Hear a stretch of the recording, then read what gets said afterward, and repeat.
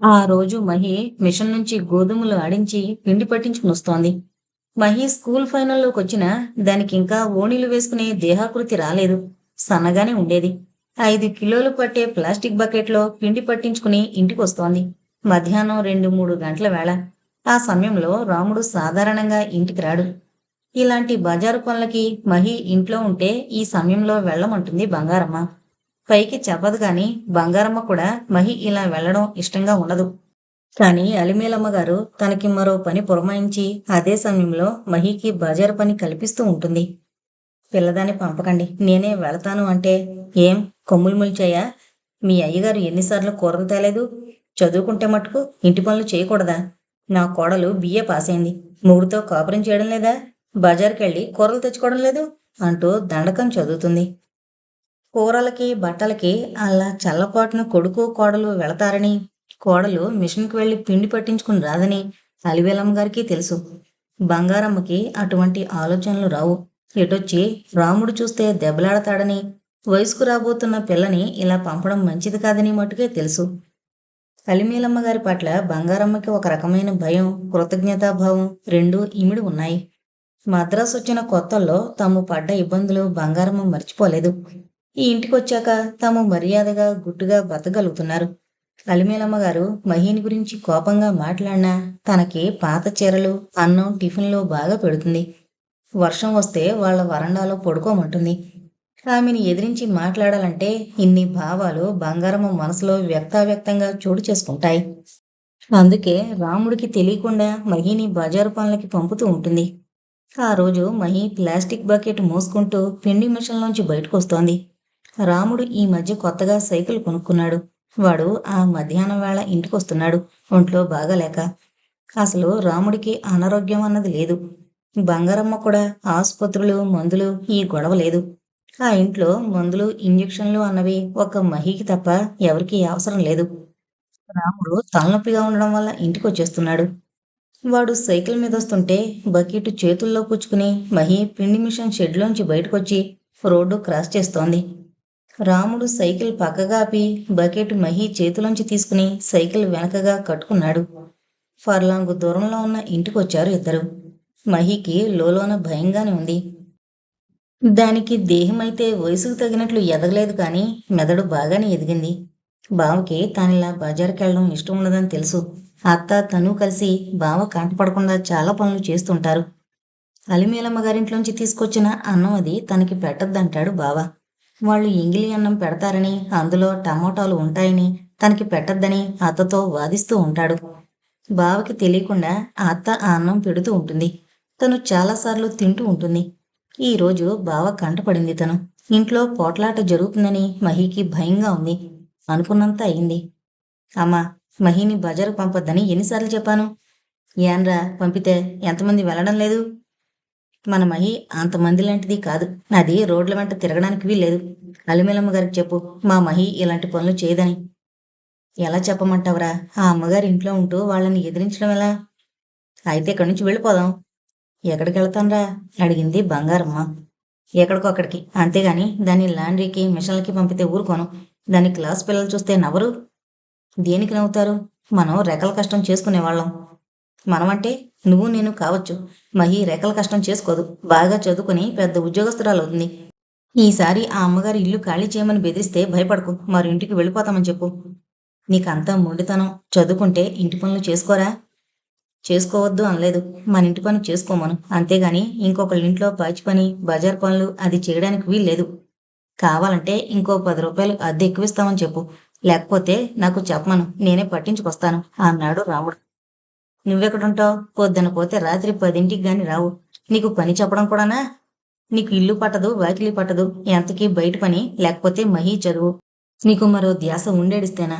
విసుక్కుంది బంగారమ్మ. బంగారమ్మకి కొడుకు విషయం అర్థమవడం లేదు. మహిని క్షణం వదిలి ఉండడు. ఇంట్లో ఉన్నంతసేపు దాని చుట్టూ తిరుగుతూనే ఉంటాడు. అయితే ఎంతసేపు దాని చదువు, దాని స్కూలు గొడవ తప్ప మరొకటి మాట్లాడు. వాళ్ళిద్దరి మధ్య బావ మరదళ్ళ మధ్య ఉండాల్సిన ఆ సరదా, కవ్వింపు బంగారమ్మకి కనపడవు. మహి బావ బట్టలు ఉతుకుతుంది. లాండ్రీకి పట్టుకెళ్ళి ఇస్త్రీ చేయించుకొస్తుంది. వారం వారం తలంటి పోస్తుంది. దాని చేత సేవలు చేయించుకుంటాడు. అయితే సరసం ఆడినట్లు ఎక్కడా కనిపించదు. ఆ సాయంత్రం మహిని తీసుకుని సినిమాకి వెళ్ళాడు రాముడు. రాముడు బాగా 6 అడుగుల బారుగా ఎదిగాడు. నల్లగా నిగనిగలాడే శరీరం. నిరంతరం దైహిక శ్రమతో వాడి శరీరం కడ్డీలా రాటు తేలింది. ఎక్కడ్నుంచొచ్చాయో గాని తమ 2 వైపులా లేని నొక్కుల జుట్టు రాముడికొచ్చింది అనుకుంది బంగారమ్మ. కొడుకుని చూస్తూ వెంటనే నారాయణ జ్ఞాపకం వచ్చాడు. తన తమ్ముడు నారాయణకి గిరజాలుండేవి. బహుశా వాడి పోలికే వచ్చుండాలి అనుకుంది మళ్ళీ తనలో తాను. పొడుగ్గా ఉండి ప్యాంటు, షర్టు వేసుకుని వెళుతుండే కొడుకుని చూస్తే బంగారమ్మకి గర్వంగా ఉండేది. రాముడు వడ్రంగం మానేశాడు. పూర్తిగా కార్ల రిపేరీలో పడిపోయాడు. వాడప్పుడప్పుడు ఓ పాత కారు తీసుకొచ్చి అమ్మా బీచ్కి తీసుకెళ్తాన్రా అంటూ ఉంటాడు. అలాంటప్పుడు బంగారమ్మకి గర్వంగా ఉన్నా అలిమేలమ్మగారు చూస్తారేమోనని బిడియంగా ఉండేది. అలిమేలమ్మగారు మనవణ్ణి మనవరాల్ని పంపుతుంటారు. మహితో పాటు వాళ్ళని ఓ 4 రౌండ్లు తిప్పి ఇంటికి తీసుకొస్తుంటాడు రాముడు. పరికిణి జాకెట్టు వేసుకున్న మహి రాముడు పక్కన పీలగా పొట్టిగా కనిపించింది బంగారమ్మకి. రాముడు నల్లగా ఉన్నాడు, మహి తెల్లగా ఉంటుంది. వాళ్ళిద్దరినీ చూస్తే బంగారమ్మకి సీతారాముల్లా ఉన్నారనిపించేది. కాని ఈ మాట పైకనే ధైర్యం లేదు. ఆ మధ్య 1, 2 సార్లు ఈ విషయం రాముడి దగ్గర ఎత్తినప్పుడు వాడు చివాట్లు వేశాడు. మహి చిన్నది, అది బాగా చదువుకుని కలెక్టర్ అవ్వాలి. పెళ్లి గిళ్ళి ఎత్తామంటే ఊరుకోను అన్నాడు. కొడుకు నోటికి జడిసి ఊరుకుంది బంగారమ్మ. ఆ ఏడు ఎస్ఎస్ఎల్సి పరీక్షలప్పుడు రాముడు మహిని తెల్లవారగట్ల 4ంటికి లేపి 8 దాకా చదివించేవాడు. రాత్రుళ్ళు 10 దాకా పక్కన కూర్చుని చదివించేవాడు. మహిని ఇంటి పని కూడా చేయనిచ్చేవాడు కాదు. నీళ్లు పట్టుకురావడం, షెడ్ లోపలే కూర్చుని గిన్నెలు కడగడం ఇలాంటి చిన్న పనులన్నీ తనే చేసేవాడు. మహి పరీక్షలు రాసింది. ఆ వేసంగిలోనే రాముడికి పల్లవన్ ట్రాన్స్పోర్ట్లో కండక్టర్ ఉద్యోగం వచ్చింది. మొదటి 6 నెలలు ట్రైనింగ్ పీరియడ్ అన్నారు. ఈ కండక్టర్ ఉద్యోగానికి కనీసం స్కూల్ ఫైనల్ పాస్ అవ్వాలి. అయితే రాముడు ఎస్ఎస్ఎల్సి చదవలేదు కానీ మద్రాసు వచ్చాక ఇంగ్లీషు మాట్లాడడం, కాస్త తప్పులతో మాట్లాడడం నేర్చుకున్నాడు. ఇంగ్లీష్లో సంతకం పెట్టగలడు, తమిళం ధారాళంగా చదవగలడు. అందుచేత వాడు వెనకబడ్డ తరగతివాడు కావడం చేతను ఉద్యోగం ఇచ్చారు. రాముడు తన కనీస విద్యార్హత 3rd ఫారం అని సర్టిఫికెట్ పుట్టించగలిగాడు. ఆ వేసవకాలంలో మహి మళ్లీ మామూలు నిత్యకృత్యంలో పడిపోయింది. ఉదయం సాయంత్రం ఇంటి పని, పగలంతా అలిమేలమ్మగారింట్లో ఆ పని ఈ పని చేస్తుండేది. వాళ్ల బుల్లిబాబుకి ఇంగ్లీషు అక్షరాలు మాటలు నేర్పిస్తూ ఉండేది. అలిమేలమ్మగారికి మహి పైన పూర్వంలా కోపం రావడం లేదు. అది చదువుకున్న పనిమనిషి స్థాయిలోనే నమ్రతగా ఉంటోంది. స్కూలు ఫైనల్ పరీక్షలు రాసినా దానికి ఓణీలు వేసుకునే వ్యక్తత రాలేదు. పరికిణి జాకెట్ వేసుకుని తిరుగుతుండేది. అయితే అలిమేలమ్మగారు ఎక్స్రే కళ్ళతో మహీ దేహంలో యవ్వనపు ఛాయలు కనిపిస్తాయేమో, తన భర్త గాని కొడుకు గాని దీని వంక అటువంటి దృష్టితో చూస్తారేమోనని సదా కనిపెడుతూ ఉండేది. 7, 8 ఏళ్ల పిల్ల నుంచి మహీని ఇంట్లో చూస్తూ ఉండడం చేత ఆ ఇంట్లో మగవాళ్ళకి ఇటువంటి ఆలోచనలు ఎప్పుడూ వచ్చేవి కాదు. ఈ పిల్ల కాన్వెంట్లో చదువుతోంది. తమలాంటి సంపన్నులింట్లో పిల్లలు ట్యూషన్లు పెట్టినా శ్రద్ధగా చదవరు, మంచి మార్కులు తెచ్చుకోరు. కాయ కష్టం చేసుకునే ఈ పిల్ల మంచి మార్కులతో పరీక్షలు పాస్ అవుతోందని సానుభూతి, ఆదరణ చూపిస్తుండేవారు. కాలనీలా ఉన్న ఆ కాంపౌండ్లో, అదే కాన్వెంట్లో ఇంకా 4, 5 ఆడపిల్లలు చదువుతున్నారు. వాళ్ళందరూ తరచూ మహీని స్కూల్లో చూస్తూ ఉండేవారు. మహీ స్కూల్ ఫైనల్కి వచ్చిన ఆ పిల్లలకి పెద్ద క్లాసులో ఉందని దీని పట్ల భయం కానీ భక్తి కానీ ఉండేది కాదు. అది మళ్లలో పాచిపని చేసుకుని బతుకుతోంది, ఎంత చదివినా మాతో సరిసమానం కాలేదు అని దూరంగా ఉంచుతుండేవారు. నవ్వినట్లు పలకరించినట్లు స్కూల్లో మొహాలు పెట్టినా ఈ ఆవరణలోకి వచ్చేటప్పటికి సాయంత్రాల వేళ మిగతా ఆడపిల్లలందరూ కలిసి కబుర్లు చెప్పుకునేవాళ్ళు, ఆడుకునేవాళ్ళు. ఒకళ్లతో ఒకళ్ళు హోంవర్క్ గురించి గంటలు గంటలు మాట్లాడుకునేవారు. మహి ఈ పిల్లలతో కలవడానికి ప్రయత్నించేది కాదు.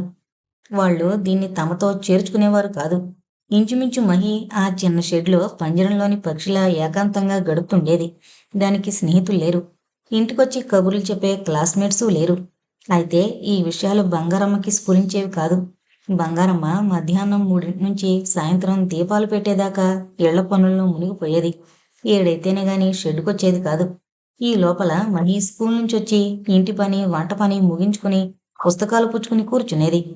రాముడికి కండక్టర్ ఉద్యోగం వచ్చినప్పటి నుంచి ఒక్కొక్క రోజున 4 ఇంటికి వచ్చేసేవాడు. అటువంటప్పుడు అది బావ పక్కన కూర్చుని కబుర్లు చెబుతూ ఉండేది. అయితే రాముడికి అనిపించేది కాదు, మహీకి స్నేహితులు లేరు, ఆడుకునే తోటి పిల్లలు లేరు అని. పైపెచ్చు అది ఎవరితోనన్నా మాట్లాడినట్టు కనిపిస్తే నీ చదువు చెడిపోతుంది. వాళ్ళతో మనకెందుకే అనేవాడు. ఒక్కోసారి దీపాలు పెట్టాక మహిని సైకిల్ మీద ఎక్కించుకుని బీచ్‌కి తీసుకెళ్ళేవాడు. చాలా రోజులు మహి సైకిల్ మీద ముందు రాడ్ మీద కూర్చుని వెళుతుండేది. ఆ తర్వాత సిగ్గుపడి వెనక రాడ్ మీద కూర్చునేది. ఆ వేసంగిలో అడిగింది అలివేలమ్మగారు బంగారమ్మని. బంగారమ్మ, నీ కొడుక్కి పెళ్లి చేయవా అని. నేను చెబితే వినండి, వాళ్ళయ్యలాగానే కోపిష్టివాడండి అంది. అలివేలమ్మగారితో తన కష్టసుఖాలు చెప్పుకుంటూ ఉంటుంది బంగారమ్మ. తన తమ్ముడు నారాయణ గురించి, అతని భార్య గురించి చెబుతూ ఉండేది అప్పుడప్పుడు. అలివేలమ్మగారు బంగారమ్మని మాటల్లో పెట్టి పప్పులు బియ్యం బాగు చేయించుకుంటూ ఉండేది. మీ మరదల వైపు వాళ్ళు ఎవరూ మీ ఇంటికి రారా అడిగింది అలివేలమ్మగారు. లేదండి, మా వాణ్ణి పెళ్లి చేసుకుందని కులంలోంచి వెలేశారండి. తల్లి తండ్రి లేరా? ఉన్నారటండి.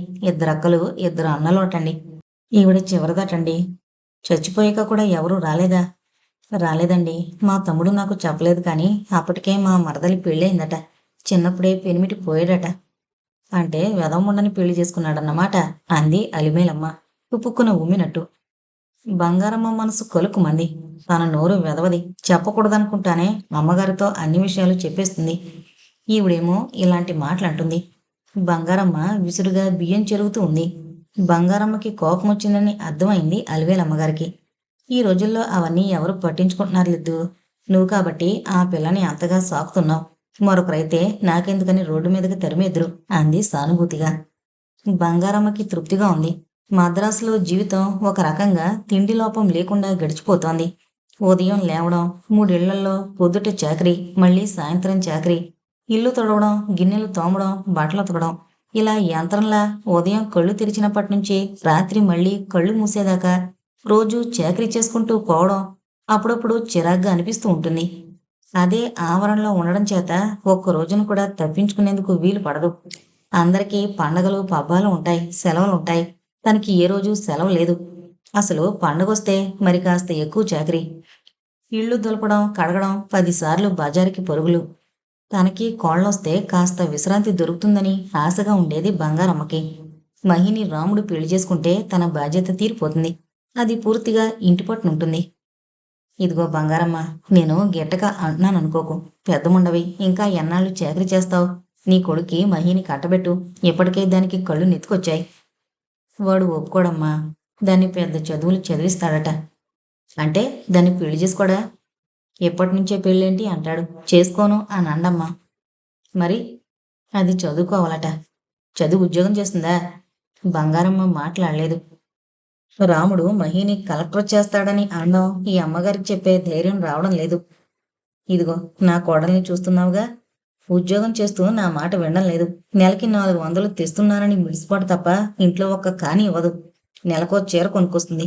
ఈ పిల్లల్ని పెట్టుకుని ఇంటెడు చాకరీని నేను చేసుకుంటున్నాను. ఆడపిల్లని ఉద్యోగంలో పెట్టావా మనకి కాకుండా పోతారు. నా మాట విని చదివింది చాలు, చక్కగా వాళ్ళిద్దరికీ పెళ్లి చేసేయ్ అంది అలిమేలమ్మగారు. బంగారమ్మ కూడా మహీకి పెళ్లి చేయాలనే ఉంది. కొడుకు, కోడలు, మనవలు, మనవరాళ్ళు ఇలాంటి దృశ్యాలు కళ్ళ ముందు మెదులుతూ ఉన్నాయి. రాముడికి గవర్నమెంట్ ఉద్యోగం రాని వచ్చిందిగా, ఎంతిస్తారేంటి అడిగింది అలిమేలమ్మగారు. 200 దాకా ఇస్తారట. పైన 10, 20 బేట కూడా ఇస్తారట. ఇంకేం, హాయిగా ఇద్దరికీ పెళ్లి చేసేయ్. మన వెనక బాత్రూమ్ ఉంది చూడు, అది మీరు వాడుకోండి. పక్కన మరో షెడ్డు దింపిస్తాను. నీ కొడుకు కోడలు వాళ్ళకి విడిగా రూమ్ అమరుతుంది. అసలు ఈ షెడ్డు మరి కాస్త పక్కాగా చేస్తే 100 రూపాయలు అద్దిస్తామని వస్తున్నారు అంది అలిమేలమ్మగారు. బంగారమ్మ మాట్లాడలేదు. కొడుక్కి ఎంత జీతం అంటే తను సంబరంగా చెప్పేసింది. ఈ అమ్మగారు అద్దె పెంచమంటారా? ఇప్పటికే 20 ఇచ్చుకుంటున్నాం, ఇంకా అడుగుతుందా అని భయపడుతుంది లోపల. మన తోటలో బోరింగ్ వేయిస్తామంటున్నారు అయ్యగారు. సాయంత్రం పూట 4 బిందెలు నీళ్లు కొట్టి చెట్లకు పొయ్యమను నీ కొడుకుని. మీరు వీధి పంపుకు వెళ్ళనక్కర్లేకుండా ఇక్కడే నీళ్లు కొట్టుకోవచ్చు అందావిడ. 5-6 ఏళ్లుగా ఈ కుటుంబం తమని కనిపెట్టుకునుంది. పగలు రాత్రి మనిషి సాయం పిలిస్తే పలుకుతున్నారు. తమ కుటుంబం అంతా ఊరికెళ్ళిపోయినా దొంగల భయం లేకుండా ఇల్లు కనిపెట్టుకుంటున్నారు. ఎన్నాళ్ళు అయితే వీళ్ళు ఎక్కడికి పోలేరని చీటికి మాటికి ఇల్లిచ్చామని బెదిరిస్తూ ఉండేది. రాముడికి 200 వస్తున్నాయంటుంది. ఇల్లు ఖాళీ చేసిపోతారా? దొంగ బుద్ధి లేని పని మనిషి 24 గంటలు విశ్వాసంగా ఉండే మరో మనిషి దొరుకుతుందా? అలిమేలమ్మ గారికి పూర్వమంత భరోసా ఉండడం లేదు.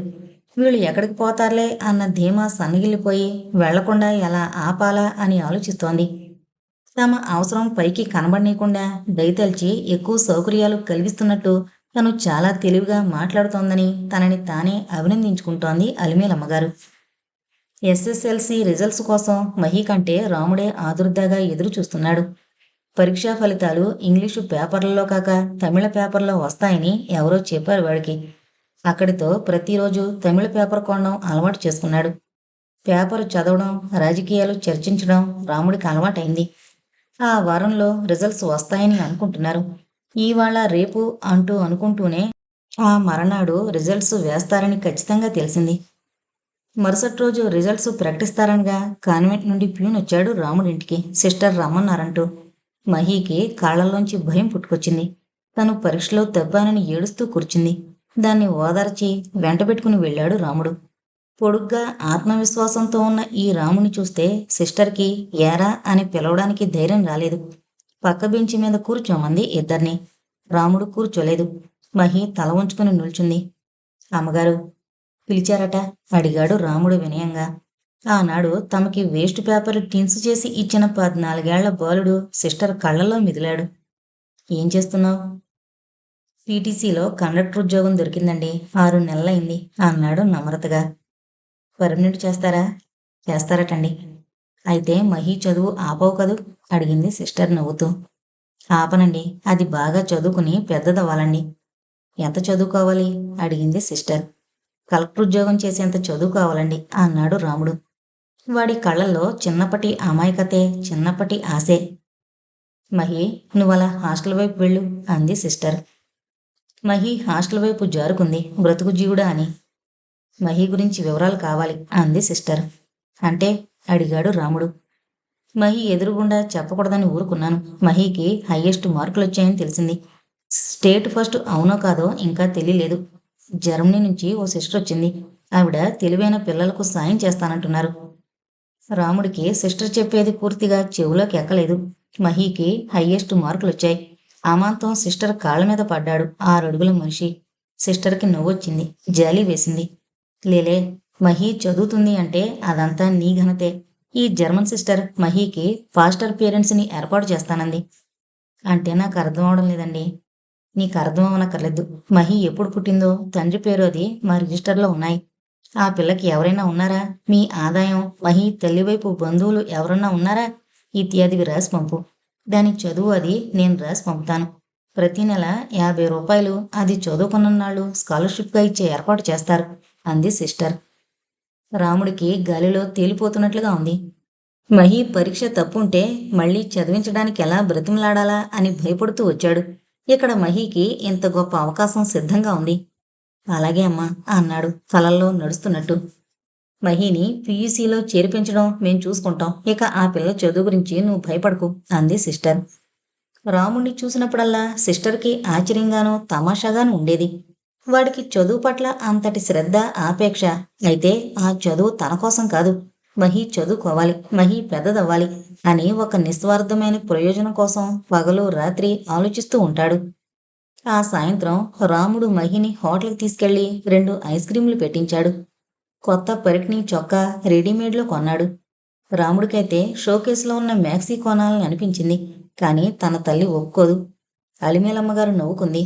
ఒక్క క్షణం పాటు నైలాక్సు చీర కొందామని కూడా అనుకున్నాడు. కానీ మహి చిన్నది, దానికి ఇప్పటినుంచి చీరలేమిటి అనుకున్నాడు మళ్ళీ. వారం రోజులకి మహి స్టేట్ ఫస్ట్ వచ్చినట్లు పేపర్లో ఫోటోతో సహా ప్రచురించారు. అసలు ఆ ఫోటో మహి ఫాస్టర్ పేరెంట్స్కి పంపడానికి 2 కాపీలు తీసి పంపమంది సిస్టర్. రాముడు మహిని స్టూడియోకి తీసుకెళ్లి 2 రకాల ఫోటోలు తీయించి పంపాడు. అందులో ఒకటి అన్ని పేపర్లలో వచ్చింది. అసలు పేపర్లో మహి ఫోటో పడ్డట్టు అలిమేలమ్మగారి భర్త ఆశ్చర్యంతో కేక పెట్టేదాకా ఎవరికీ తెలీదు. ఒసేవ్ అలిమేలు, మన మహి ఫోటో పడిందేవ్ అంటూ ఆయన కళ్ళజోడు సవరించుకుంటూ కేక పెట్టారు. దేనికి అంటూ ఆవిడ కలుపుతున్న కాఫీ అలానే వదిలేసి ముందు హాల్లోకొచ్చింది. స్కూలు ఫైనల్లో స్టేట్ ఫస్ట్ వచ్చింది. 600కి 575 మార్కులు వచ్చాయట. వాసి దీని దుంపదగా, వేలుడంత లేదు, ఎంత పనిచేసింది అంటూ ముక్కు మీద వేలు వేసుకుంది అలిమేలమ్మగారు.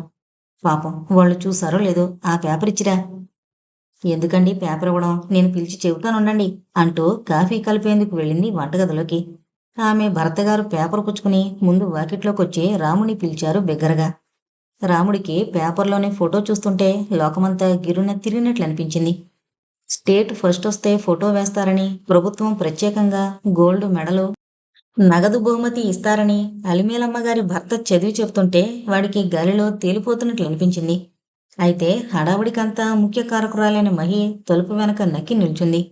దానికి ఏదో కంగారుగా, ఉత్సాహంగా ఉంది. ఆరేళ్లుగా ఈ ఆవరణలో నిశ్శబ్దంగా, భయంగా తిరిగే తను ఈనాడు అందరి కళ్ళల్లో పడింది. అందరూ తనని ప్రత్యేకంగా చూస్తున్నారు. మహి నత్తగుల్ల కింద నత్తలా మరీ ముడుచుకుపోయి అత్త వెనకగా నిల్చుంది. మహి పెట్టుకునేందుకు ఒక మంచి రిస్ట్ వాచి కొనాలని చాలా కోరికగా ఉంది రాముడికి. వాడి చేతికి వాచి ఉంది. అది మగవాళ్ళు పెట్టుకునేది. 30 రూపాయలకి సెకండ్ హ్యాండ్ది కొన్నాడు. ఏడాది క్రితం. బాగానే పనిచేస్తోంది. స్మగుల్డ్ వాచీలు చాలా మందికి ఉంటాయని, అందంగా ఉంటాయని విన్నాడు. వాడు బస్సులో టికెట్లు ఇస్తున్నప్పుడు ఆడపిల్లల చేతులకి అందమైన వాచీలు చూశాడు. బస్సులో ఎక్కే ప్రతి ఆడపిల్ల, ఉద్యోగస్తురాలైనా, చదువుకునే పిల్లైనా, ఆఖరికి అలిమేలమ్మ వంటి పెద్దవాళ్ళు కూడా వాచీలు పెట్టుకుంటున్నప్పుడు స్టేట్ ఫస్ట్ వచ్చిన తన మహి వాచీ పెట్టుకోకూడదా? అది రిస్ట్ వాచీ పెట్టుకోవాలి. మోటారు వర్క్షాప్లో ఉండగానే రాముడు రిపేరుకు వచ్చిన కార్లు పట్టుకుని డ్రైవింగ్ నేర్చుకున్నాడు. ట్రాఫిక్ లైసెన్స్ ఆఫీసులో ఎక్కువ కష్టపడకుండానే డ్రైవింగ్ లైసెన్సు సంపాదించాడు. 6 నెలలుగా కండక్టర్ ఉద్యోగంలో ఉంటున్నాడు. సహజంగా తెలివైనవాడు, ధైర్యంగా స్నేహాలు చేసుకోగలిగినవాడు అవడం చేత రాముడు ప్రైవేటు టాక్సీ వాళ్లతో పరిచయం చేసుకున్నాడు. ఈ మధ్య 2-3 సార్లు రాత్రి ప్రైవేటు టాక్సీ తోలడం వల్ల ఒక 15 సంపాదించగలిగే అవకాశం ఉందని తెలుసుకున్నాడు. ఈ డబ్బు జాగ్రత్తగా కూడబెడుతూ ఉన్నాడు. ఒకరోజు మహి పక్కన కూర్చుని కబుర్లు చెబుతున్నాడు రాముడు. బావా, నీ దగ్గర చెడ్డవాసనొస్తోంది అంది మహి గబాల్న. రాముడికి క్షణం పాటు కోపం వచ్చింది. మహి తనని చూసి హేళన చేస్తోంది అనుకున్నాడు. ఏంటి పెద్ద గొప్పదానమైనట్టు మాట్లాడుతున్నావు అన్నాడు రాముడు విసురుగా. అది కాదు బావా, నువ్వు మాట్లాడుతుంటే బీడీలో కంపొస్తోంది. బీడీలు తాగుతున్నావా అడిగింది మహి. అది ఇలా సూటిగా ప్రశ్నించేసరికి రాముడు కాస్త కంగారు పడ్డాడు. ప్రైవేటు టాక్సీ నడుపుతున్నప్పుడు నిద్ర రాకుండా టీ తాగడం, బీడీలు తాగడం అలవాటైంది.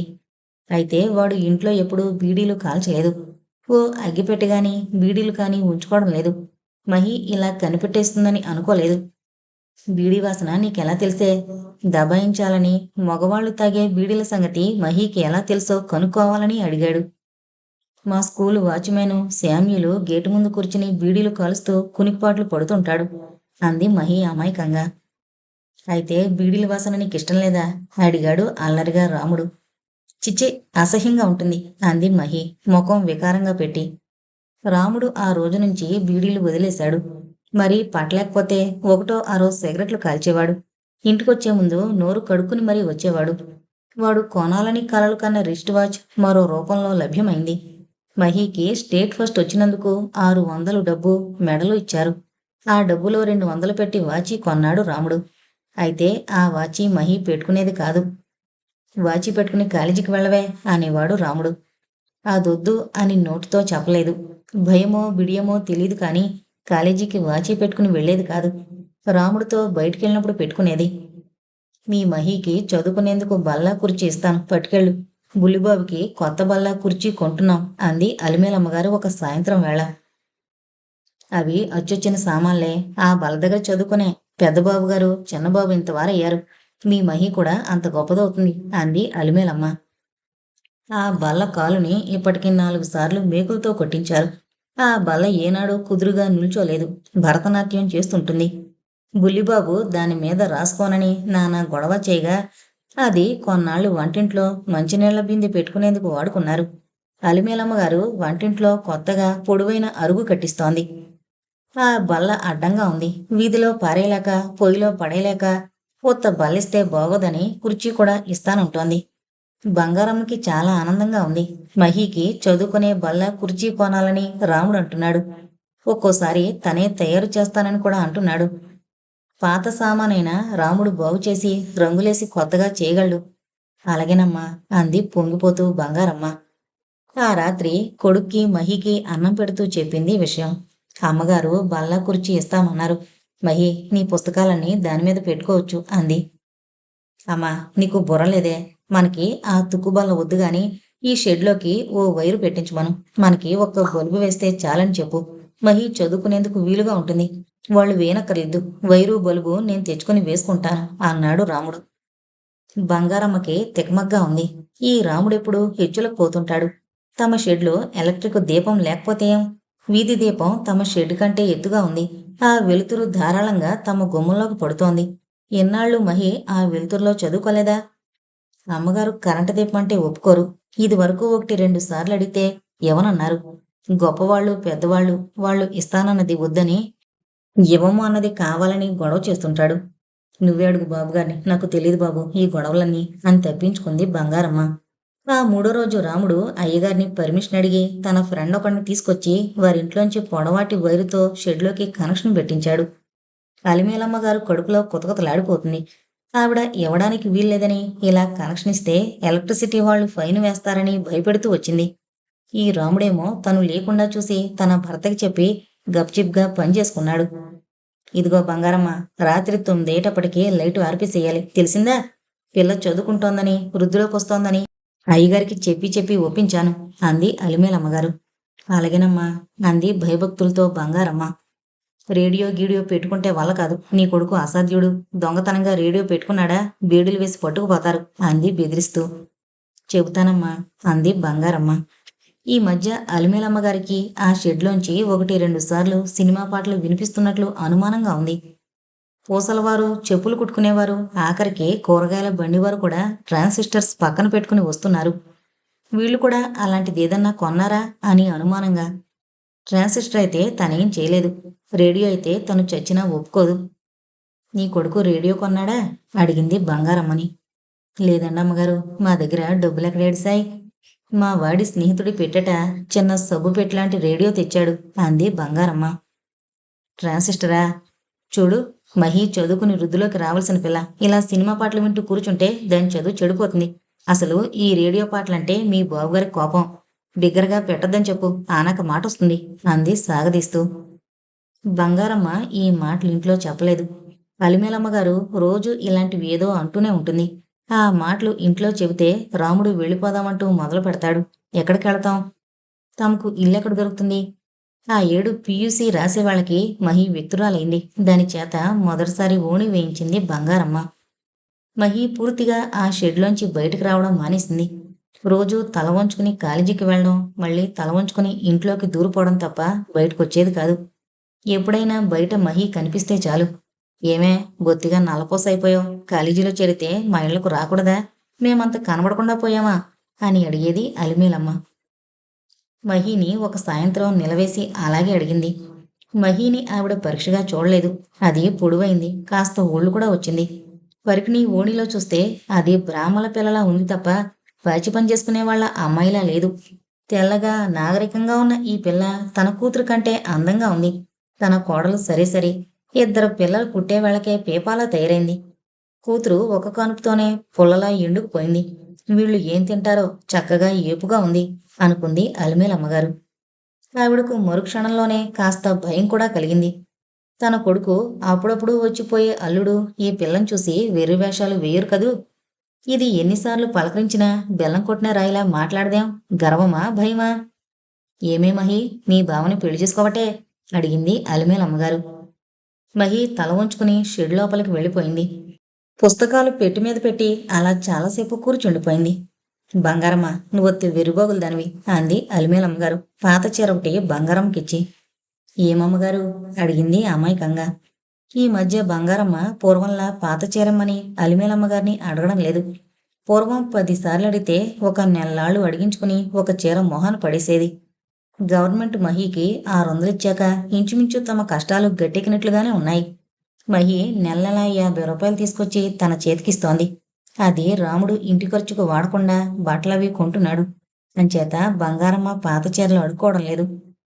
చూడు, నువ్వు ఇలాగే వెర్రిముండ్లా ఊరుకుంటే మీ మహి ఎవరినో తీసుకుని లేచిపోతుంది. అదేంటమ్మగారు, మా పిల్ల లాంటిది కాదు, నిప్పులాంటిది అంది బంగారమ్మ తీక్షణంగా. మీ మహి చెడదే అనలేదు, అది నిప్పులాంటిది కావచ్చు. నీ కొడుకు కంటే ఎక్కువ చదువుకుందా? నెల నెలా డబ్బు తెచ్చిస్తోందా? మా వాళ్ళ పిల్లల్లా ఎర్రగా బుర్రగా ఉందా? రేపు ఉద్యోగం దొరికితే నీ కొడుకుని చేసుకుంటుందని ఆశ పెట్టుకుంటున్నావు కాబోలు. అది జరగదు అంది అలిమేలమ్మగారు భవిష్యత్తులోకి చూసి చెప్పే దైవజ్ఞానిలా. ఎందుకని జరగదు? వాళ్ళిద్దరికీ ఒకళ్ళంటే ఒకళ్ళకి ప్రాణం. ఓసోస్, ఆడ్డాలనాడు బిడ్డలు గాని గెడ్డాలనాడు బిడ్డలు కాదే. నీ కొడుకు ఒప్పుకున్నా మీ మహి ఒప్పుకోదు. తనకంటే చదువుకున్న వాణ్ణి కట్టుకుంటుంది గాని నీ కొడుకును కాదు. నువ్వు వెర్రిబాగులదాన్లా నా కోడలు అంటూ మురిసిపోతున్నావు. నా మాట విని వాళ్ళిద్దరికీ పెళ్లి చేయి. ఒకళ్ళిద్దరు పుట్టారంటే దీని గర్వం అణుగుతుంది. నా కొడుకు ఒప్పుకోడు. ఎందుకని? దాన్ని పెద్ద చదువులు చదివిస్తాడట. పెద్ద ఉద్యోగస్తురాల్ని చేస్తాడట. ఓరి నీ ఆశ చల్లగుండా. రేపది ఉద్యోగం చేస్తే మీ మాటలు వింటుందా? ఇప్పటికే పేపర్లో ఫోటో పడిందని కన్ను మిన్ను తెలియడం లేదు. ఇవాళ నాతో మాట్లాడడం లేదా? రేపు నీతోనూ మాట్లాడదు. ముందు ముందు నీకే తెలుస్తుంది. అప్పుడు ఏడుస్తావు. ఆ అమ్మగారు చెప్పినప్పుడే కళ్ళు తెరవలేదే అని అంది అలిమేలమ్మ. పోన్లేండమ్మా, ఎవరి రాతలు ఎలా ఉన్నాయో. ఇంతవరకు నా మాట ఒకనాడు కూడా అది ఎదిరించలేదు. నా కొడుకు చేత వినిపించుకోలేని దాన్ని పరాయమ్మ కన్నబిడ్డ వినలేదని ఎందుకనుకోవాలి అంది బంగారమ్మ. అలిమేలమ్మ గారికి బంగారమ్మను చూస్తే ఒక్కోసారి వెర్రిబాగుల్ది అని జాలిగా ఉంటుంది. ఒక్కోసారి ఈ ముండ మనసు మహా లోతు, మనసులో ఉంది పైకి చెప్పదు అని తిక్కగా ఉంటుంది.